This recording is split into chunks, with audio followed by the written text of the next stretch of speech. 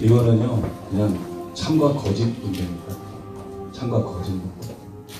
그러니까 예를 들면 뭐 처음부터 새빨간 거짓말로 시작된 거고 그 거짓말이 다 증명됐는데도 교단들이 뉘우치지 않고 똑같은 거짓말을 하고 있는 거고 그 거짓말에 속은 목사님들이나 언론들이 장단을 맞춰서 계속 범죄 행위를 해온 것이기 때문에 여러분들이 어떤 질문을 던져도 좋습니다. 이단 사냥꾼들이 항상 저 없는데 저도 부르지도 않고 전화통화도 한 번 안 하고 자기들끼리 모여서 거짓말 제출한 거를 교단들이 불이하기도 그걸 바라기도 하고 하절하기도 하고 그래서 여기까지 온 문제이기 때문에 뭐 어떤 거를 말씀하시든 제가 진실을 말씀드릴 수 있고. 변승우 목사님의 이와 같은 발언은 최근 교계에서 이슈가 되었던 한기총에서 열린 끝장 토론회 때 하신 발언입니다. 어떻게 변승우 목사님은 녹화가 되는 공개 토론에서 이렇게 자신있게 말할 수 있었을까요? 그것은 그동안 당해온 이단 시비의 문제가 명백한 거짓말이었기 때문입니다.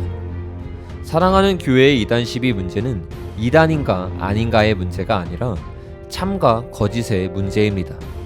그래서 이 사건은 단순히 한 교회에 대한 이슈가 아니라 한국 교회에 퍼져 있는 악의 실체를 드러내는 심각한 사건인 것입니다. 그래서 오늘은 사랑하는 교회의 이단 시비를 살펴보며 한국 교회의 악의 무리들과 대형 교회의 이기적인 침묵이 한국 교회에 얼마나 많은 피해를 주고 있었는지 살펴보기를 원합니다. 과거의 백석교단은 1년간 사랑하는 교회를 조사하여 이단이 아니라는 결정을 내렸습니다. 그런데 이듬해 아무 이유 없이 일사부재리의 원칙을 위반하고 재수사를 시작했습니다. 이미 이것 자체가 불법이지만 백석교단의 교수님들이 변승우 목사님의 책과 설교 CD 모두를 가져가서 조사한 후에 성경적으로 흠잡을 데가 없다는 결론을 내렸고 당시 총회장님에게 보고를 했습니다. 이것은 변승우 목사님이 2대2 최종회의에 참석하여 그 사실을 말했을 때 그들 모두가 인정한 사실입니다. 그런데 충격적인 것은 백석교단이 총회 때 2대2가 조사한 결과를 정직하게 발표하지 않고 조작하여 재판도 없이 변승우 목사님을 제명출교 시켰습니다. 여러분, 이것은 명백한 날조이고 한 교회를 정치적으로 죽인 것입니다.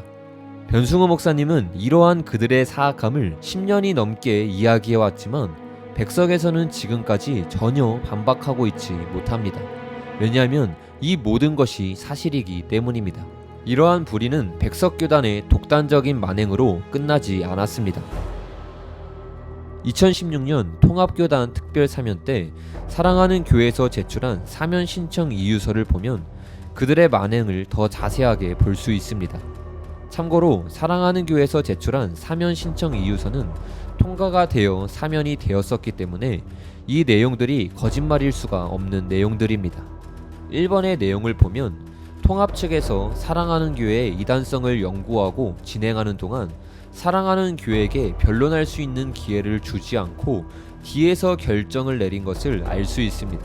세상 법정에서도 가장 흉악한 죄인에게 소명할 기회를 주는데 아무런 소명 기회 없이 자기들끼리 결정을 했다는 것은 말도 안 되는 일인 것입니다. 그런데 더 충격적인 것은 3번의 내용입니다. 그렇게 말도 안 되는 방식으로 연구를 하고 94총회에서 이단 결정을 내릴 당시 15명 의원 중 고작 6명만 참석한 상태에서 사랑하는 교회를 이단으로 결정했습니다. 총회헌법에 정체위원 중 가반수 이상 출석하고 출석자 중 가반수 이상 창성으로 결의라는 규정이 있음에도 불구하고 악의적으로 진행을 감행한 것입니다.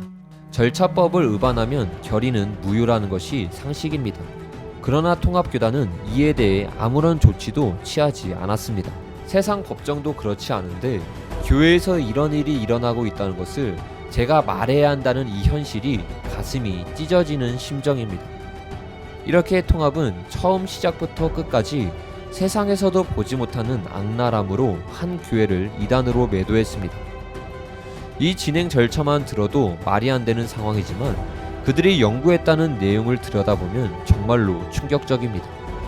하나부터 열까지 다 말도 안 되는 내용들을 적어 놓았기 때문에 시간 관계상 몇 가지만 짧게 살펴보기를 원합니다.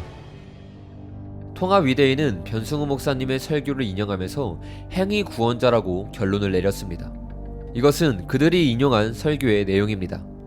구약시대 때는 율법을 지킴으로 구원받았는데 신약시대는 예수만 믿으면 구원받으니 얼마나 감사한 일이냐, 이렇게 설교하는 목사님들이 많았습니다.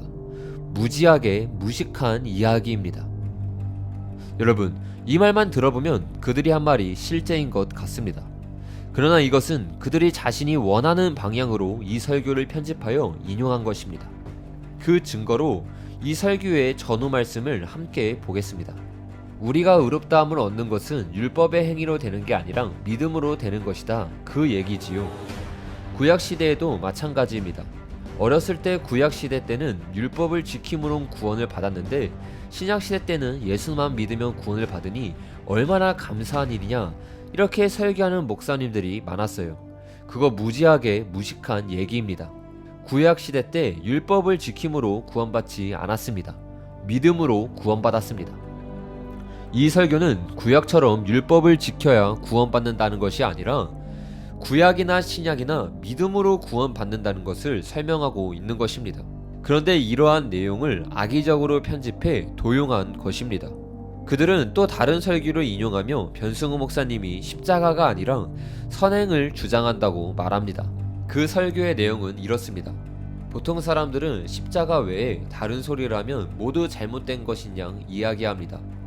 구원에 대해 말할 때 오직 십자가에 대해서만 말해야 한다고 생각합니다. 그러나 우리는 그런 생각이 얼마나 편협하고 비성경적인지를 깨달아야 합니다.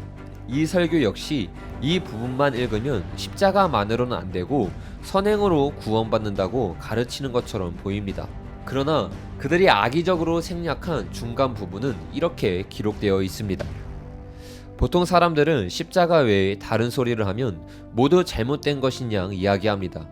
구원에 대해 말할 때 오직 십자가에 대해서만 말해야 한다고 생각합니다. 다시 말해서 구원에 대해서 말할 때 오직 십자가의 공로만 말해야지 죄를 끊어야 하는 회개를 말하거나 행함 있는 산믿음을 말하거나 자기 부정과 자기 십자가를 지는 것을 말하거나 이런 것은 모두 복음 진리에서 벗어난 것이며 잘못된 것인 양 취급합니다. 그러나 우리는 그런 생각이 얼마나 편협하고 비성경적인 것을 깨달아야 합니다. 여러분, 이 내용은 율법의 행위로 구원받는다고 주장하는 것이 아닙니다. 회개하고 예수님을 믿어야 하며 제자의 대가를 지불해야 한다는 것입니다. 이 말은 지극히 성경적인 설교인 것입니다. 그런데 이러한 설교를 율법주의 이단으로 매도한 것입니다. 여러분, 이 정도면 이단성을 놓고 연구한 것이 아니라 이단이다라고 답을 정해놓고 가정을 맞춰간 것입니다. 이것이 한 교단의 이데이가 할 일입니까? 지금까지 내용들이 다 사실이기 때문에 통합 사면이, 위대의, 임원회 그 어떤 곳에서도 이 내용에 대해 아무런 반박을 하고 있지 못하지만 통합에서는 이단 정죄를 철회하고 있지 않습니다.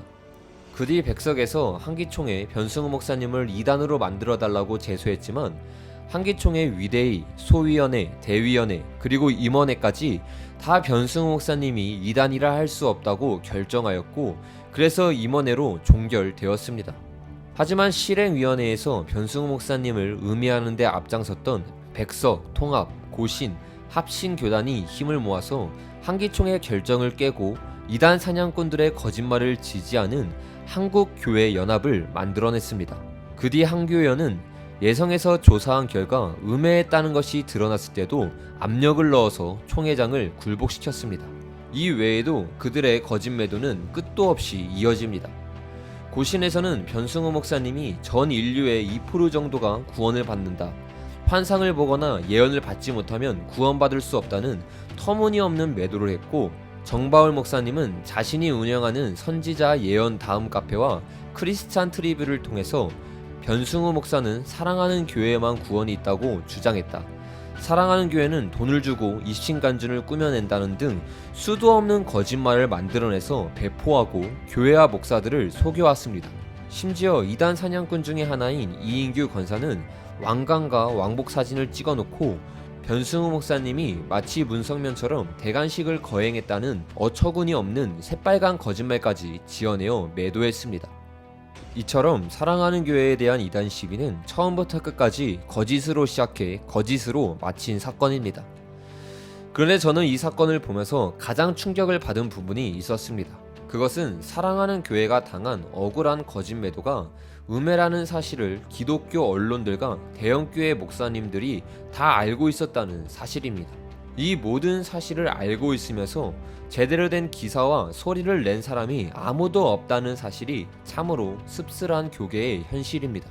저는 이런 교계의 모습을 보면서 목격자라는 영화가 생각났습니다. 그 영화의 내용은 이렇습니다. 영화의 주인공이 살고 있는 아파트 단지에서 살인이 일어났고 주인공은 그것을 목격합니다. 그런데 자신의 신변에 위협이 들어오자 목격을 하고도 신고하지 않았고 그로 인해 더 많은 인명피해가 일어납니다. 저는 영화를 보는 동안 너무 답답했고 이런 생각들을 했습니다. 이런 일은 일어날 수가 없는 일인데 이건 너무 현실성이 없는 영화이다. 그러나 지금의 저는 그렇게 생각하지 않습니다. 이런 말도 안 되는 일들이 말 그대로 영화에서만 일어날 법한 일들이 바로 우리 눈앞에 일어나고 있다는 사실입니다. 그것도 세상이 아니라 교계에서 말입니다.